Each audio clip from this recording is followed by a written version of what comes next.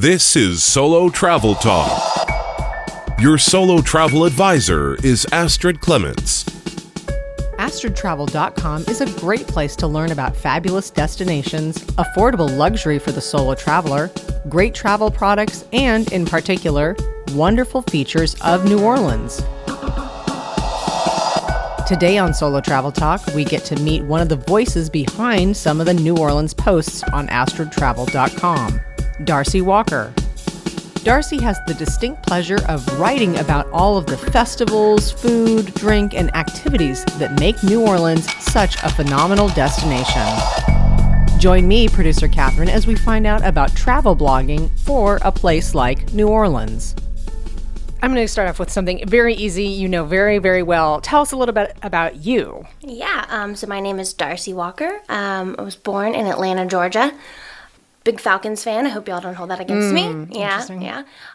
Came down to LSU a couple years ago, graduated and just couldn't leave the state. So I moved down to New Orleans, where I've been for about 2 years now. 2 years, that's it. You've really plunged in for being only for 2 years. Right. Well, it's an easy place to plunge into and have a good time. What's your favorite thing about New Orleans?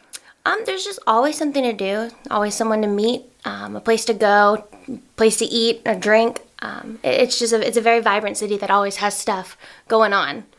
So in terms of the Solo Travel Talk world and Astrid Travel, what is your relationship to AstridTravel.com? Yeah, so I am a freelance blogger at Astrid Travel. So I blog primarily about New Orleans, but I also throw in, a few blogs about Baton Rouge and local areas and local brands, but primarily New Orleans. And so I was thinking before our meeting, wow, so many people are going to think, oh, travel blogger. And I'm sure there's a lot of people who they're so inspired by the idea of being a travel blogger. And so what is the reality of writing that's specifically about travel? What have you found? Well, I guess living in New Orleans makes it a little bit easier. Like I said, because there's always something to write about. There's something new either opening up or a place that I haven't been. So living in New Orleans definitely does make it easier, but it's changed my perspective. I'll go to a place now and think, oh, how can I write about this? Or, oh, I want to go here so I can write about it. It's just opened up where I want to go and what I want to do. And I'm always thinking about, how can I write about this? Yeah. Well, and also I'm thinking because, relatively you haven't lived in New Orleans that long. So it's like you have sort of the new person mindset as well. Right. It's especially very cool for a young professional like myself because it's got the old history of New Orleans and Uptown and the Garden District, but now the CBD and the Warehouse District are just booming, so it kind of feels like a bustling downtown area like in Atlanta or Houston. So it's a really cool to see how it's changed, especially in the last 2 years that I've been there. Baton Rouge sometimes gets called a big small town, and I think that New Orleans has that big city, small city thing going on as well. Right, absolutely. Everyone seems to know everyone or are connected somehow. And it's very cool. It makes you feel at home. Like I said, I've only been there 2 years, but it definitely feels like home. Do you feel like you've been really welcomed into the community? Oh, absolutely. Absolutely. Everyone, wants to make sure you're fed or you're safe.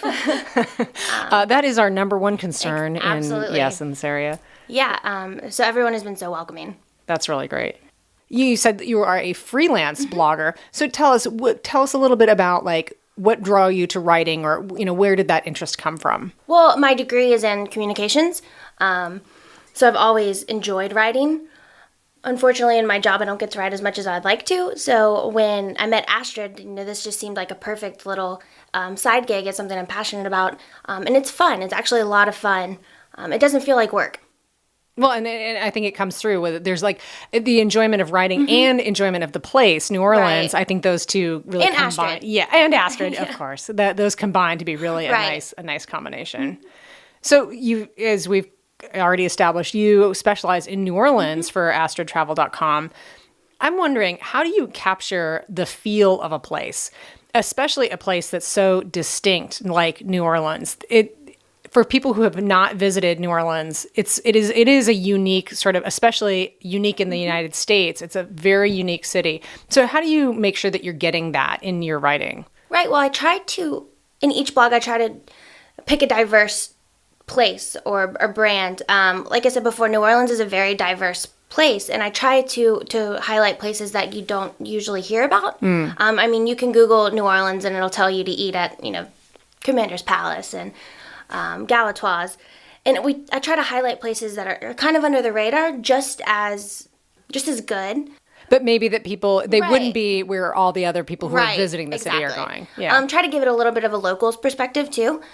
And like I said, New Orleans brands, we've got a lot of emerging clothing brands and jewelry brands and cosmetic brands. And we really want to try to give those brands the exposure that they're not getting on a national level. Well, I think that maybe speaks a little bit to the uniqueness it is nice to be able to go somewhere and see things that you're not going to see everywhere else. Exactly.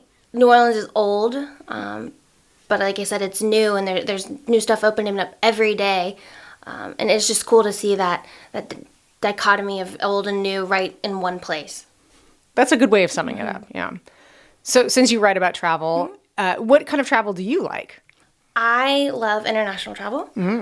Greece is my all-time favorite place in the Wow. world. Yeah. I think the people in Greece are a lot like the people in South Louisiana. They're very proud of their homes and their cooking, and they want you to experience that, and they're welcoming, and they want you to have a big meal. So when I was in Greece, I felt like I was in Baton Rouge. Really? Yeah. I think Very that might surprise people a little Right. bit, yeah. That's good, though. And where else? So you've been to Greece. Where else in the world have you been able to go? Not too many places. Europe. I've been to Turkey, to Italy, a little bit of time in Germany. I've been all over Central America and the Caribbean. Wow. You've been a world traveler. In my short 24 years on Earth, I'm trying. Yeah. I'm trying. That's good. Yeah. Now, so, Astrid's focus, of course, is luxury solo travel. Right. Do you are you a solo traveler, or do you go with others? I haven't been yet, but I'm really, really itching to go. Kind of a cool story. My great-grandmother, when she was 80 years old, she just picked up and traveled to China by herself. So it's in my blood, and just picking up and going by yourself is in my blood. And it is definitely something I want to experience.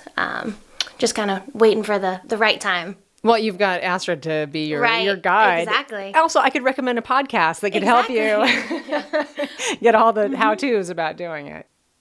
So it sounds like you're always kind of like a little bit on your radar is set to pick up things that you want to write about for the website. Do you have are there specific things that you're always trying to make sure that you get there? I know that when you were mentioning before about food is such a critical part of being a visitor to New Orleans, going and having a proper cocktail is a real big part of going to New Orleans. So what kind of things are you wanting to make sure that you highlight? Yeah, so New Orleans is famous for its festivals. And it seems like every weekend there's a festival going on. I believe that is. For instance, the Creole Tomato Festival is this weekend. And each festival is different, and I try to highlight those, especially some of these smaller free ones. They're unique, and like I said, they just don't get a lot of press out there, especially for people coming into town. So I really try to highlight the festivals. And I think that's perfect too for people who are visiting, because it is a built-in schedule of things to go and do. Right, especially for the solo traveler. You're surrounded by people. There's kind of a schedule. It's a safe environment. I think too, I didn't grow up in Louisiana myself. I'm a transplant, and just that I don't know that people really appreciate the festival culture here, and that the fact that there are 2 festival seasons a year, and that there's really that we're driven by those kinds of activities, and that unto itself is a unique thing. Yeah, no, it's really cool. Like I said, growing up in Atlanta, you've got 3 maybe all year, and there's 3 a weekend down here, and they're so unique, and people come out to them, and you see your neighbors and you see your coworkers. And it's a gathering spot almost, these festivals. How do you describe New Orleans to people who aren't from New Orleans? It's not what you think. Immediately when you think of New Orleans, you think of Bourbon Street and 4 a.m. and those kind of things. But it's more than that. It's an old city, a lot of history. I recommend people get out of the French Quarter, too. Yeah. People think the French Quarter is it. And it makes me so sad when people come to New Orleans and spend 48 hours on Bourbon Street.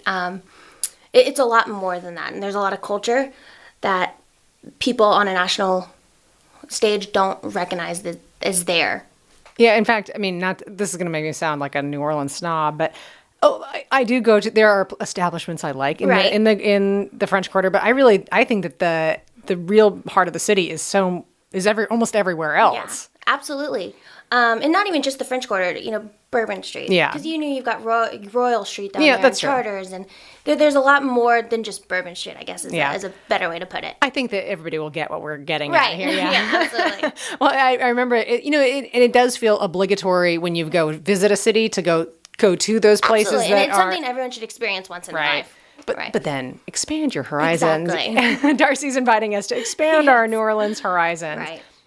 Okay, so this is something, a little game I like to play, which is one day in your city. I'd love to hear, so if you knew people were coming to New Orleans and they had one day, what would you tell them to do as a one-day visitor to New Orleans? Yes, absolutely. Wake up and get brunch. New Orleans is famous for its breakfast and its brunches. You've got District Donuts and Appeline and Elizabeth. So take in a good meal to get started. And then I would recommend one of the parks. City Park is beautiful. You can rent a bike. You can rent a kayak. Go all the way up to Bayou St. John. Audubon Park is just as beautiful. Spend a day on the fly. I would definitely walk around the Garden District and the Lower Garden District and just take in these homes. They're beautiful. The gardens are beautiful. You got to eat lunch. Especially in New Orleans. Yeah, what were we saying about food in New Orleans? I can't remember. Right, you gotta eat lunch somewhere. I would recommend a po' boy from Parkway, roast beef. And then, I guess in between, you gotta get music and drinks too. I'm a big fan of the Carousel Bar in the Quarter on Royal Street in the Monteleone.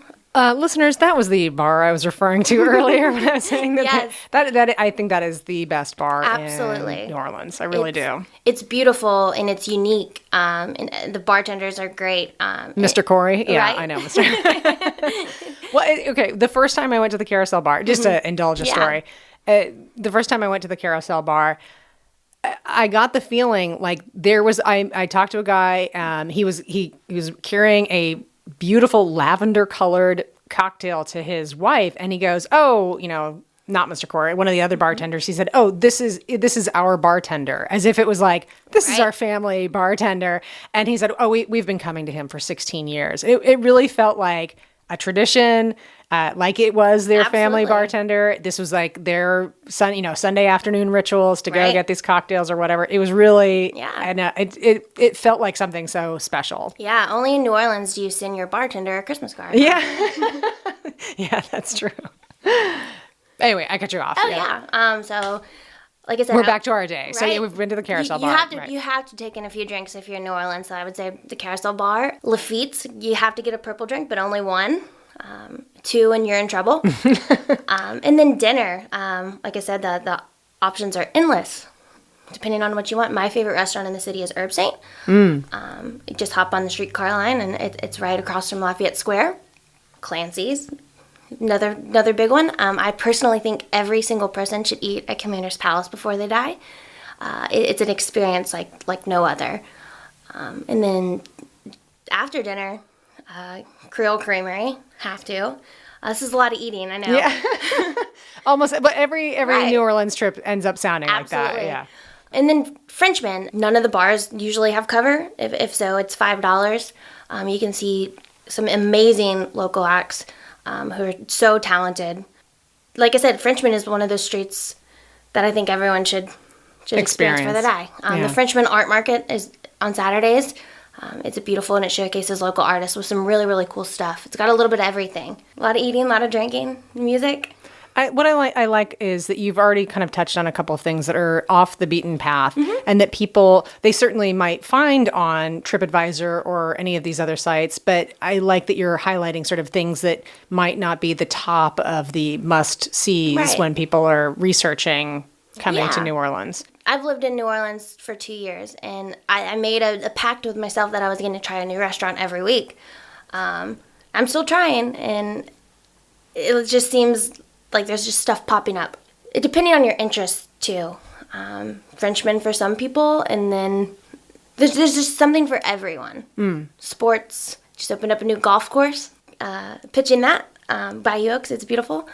But like I said, there's just something for everyone, and you really can find something, whether you've got kids or you're alone or you're with your partner, there's something for everyone to do. A lot of people who are visiting New Orleans might be familiar with the idea of the neighborhood set up in New Orleans. What are some of the neighborhoods that you like? Yeah, so obviously the French Quarter is the oldest and the most famous, and then going upriver, you've got the Lower Garden District and the Garden District, which are famous for the huge, beautiful mansions and gardens, and they're absolutely beautiful. You've got the Irish Channel, which was originally a working class neighborhood, so the homes aren't as ornate and grand, but they still got that New Orleans charm. There's a lot of cool little neighborhood bars in the Irish Channel.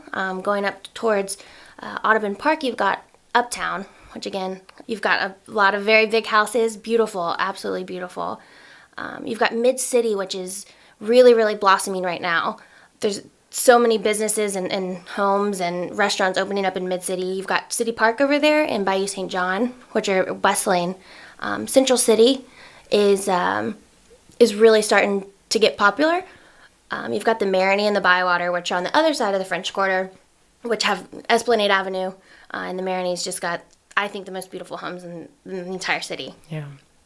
Is there anything that like, again, since I'm getting the feeling that you're off the beaten path, is there anything that people would not associate with New Orleans, or they might not think of right off the bat, that you can recommend, or you would? Yeah, Vietnamese food. Right, you just don't think that it would have a big ethnic culinary hub, but the Vietnamese actually came to New Orleans after the Vietnam War, so there's a lot of really good Vietnamese restaurants out in New Orleans East and in Kenner. Hello Magazine Street. There's some of my favorite Vietnamese restaurants there. Absolutely. So I don't think people realize that. The people are really nice too. You don't get that in a lot of big cities. The people are very welcoming, and everyone is always there to offer advice or, their favorite place to get lunch. So I think the locals are what make New Orleans as great as it is too. I think too, and Astrid has talked about this a lot, is that when you end up talking to people in New Orleans, you do meet a lot of people who are also visiting there, but you get a lot of people who are interested in New Orleans. So the people who are New Orleanians, they really appreciate being appreciated by the people who are visiting. Absolutely. And like I said, the people, speaking for all South Louisianians, they're just the nicest people you'll ever meet. It doesn't matter what they do or where they're from. It just seems like everyone's always there to lend a helping hand. That's special. Yeah, I wonder sometimes too, is like, because this could be potentially crazy. I wonder if too, because of the natural disasters that have happened here, being in a hurricane zone, I wonder if there is some of the culture that's influenced by that, where you kind of have to be prepared to lend a helping hand and be humble enough to know that you might be the one who's needing that helping hand. Absolutely. The people down there are resilient, and that's made them, like you said, humble. Your neighbor's your neighbor. It doesn't matter what they do or what they look like. And you're all New Orleanians. And everyone who lives there loves that city, and love thy neighbor. And that's just so true in New Orleans. Okay, so it potentially was a crackpot theory, but it sounds like you're embracing it a little bit. I can absolutely see that, yeah. I wanted to go back a little bit to the writing. I feel like I didn't really dig into that as much as I probably could have. So just to talk about being a writer, so you described how like your eyes are set for everything to be like, how could I write about this? So tell us a little bit about like, what is the actual process? Like maybe tell us about like if you go to a festival that you think is special, or you visit a restaurant that you think is, the Astrid travel audience really needs to know about. Kind of break us down. What is the process then once you've done that to turn it into a post for the website? Yeah, so I always try to focus on the product, whether it be a meal or a drink or a physical product. And then you want to bring in the ambiance, because it's such a really, really big part of travel, the place that you're in. the people that you're going to be associated with too, whether the wait staff or the people you'll see at these festivals. So I kind of break it down between the product, the experience, the setting, and the cast, essentially. Oh, wow. Yeah, it's like writing a children's book. That's interesting, yeah. I don't think I would have thought of it like that. How much for you is like recreating this experience? Well, I try not to do that because, especially during festivals, you want each person to kind of go in with an open mind and have their own experience. I try to make it as objective as possible because I'm trying to encourage these people to come to New Orleans and get this experience and form their own opinion. I don't want it to just be, I like this, I don't like this. But we just want it to be inviting. Yeah, I think maybe I would have missed that. Being a non-writer, I would have sort of missed that there's a big difference between setting the stage and describing your experience. Right, and I wouldn't write about anything that I don't like, so. Oh, well, that's a good. We wouldn't lead people to places that we don't appreciate, yeah. What's in store for you at astridtravel.com coming up? So we've got a full summer of festivals that I will be highlighting. There's a lot of great local brands that I've been in contact with. We really want to help these brands out too. So I've been working with a lot of brands down there. So stay tuned for those. We've also been talking about like a little one tank getaway kind of day trips from New Orleans. Oh, one tank of the car. I right, gotcha. One tank. So we've been putting together a list of, little towns on the Gulf Coast or elsewhere in Louisiana that we want to, that'll give people options if they are in New Orleans. So that's what we've got planned. Is there anything else you want the listeners to know? New Orleans, especially the last month, has gotten a really bad rap in the media, being very violent. And it's not. As long as you're vigilant, you're aware of your surroundings, and you're smart, you'll be okay. Don't not come to New Orleans just because of what's going on in the media. Because it really is a special place. It's a great place. And like I said, they'll take you in as one of your own. And you might end up staying. So, happened to me. I was going to say, it happened to you. Happened to me. George's loss is New Orleans' gain. Right, absolutely. Much to my mother's broken heart. And so, Darsey, if people go to astridtravel.com, how can they find your writing? Yeah, so go to the blog. If you scroll down to the New Orleans category, that's where the majority of my blogs are. I also write about food and drink, too. So either of those two categories is where you'll probably find my blogs. So wait a minute, you got New Orleans food and drink. How did you land all this? Right. Well, they're kind of one and the same. That's very true. Very true. Right. Like to write about food. Well, and I'm sure if people wanted to contact you, they could go through the astridtravel.com website and they can make a comment to Astrid, and yes, absolutely. She'll filter it, and then the ones that are worthy, they can make it on to you. Yes, absolutely. Get in touch with Astrid, and I will get the message. Very good. Well, thank you so much for being on Solo Travel Talk. Yeah, thank you for having me. We'll see you over at astridtravel.com, where you can read all about the Crescent City, plus many other destinations. Of course, you can get Astrid's amazing packing list there, too. Just go to astridtravel.com. Right there on the front page, you can get your own complimentary copy of her packing list to take all the stress out of getting ready for your next trip. This podcast is on Apple Podcasts, SoundCloud, Stitcher, and we're making a special request.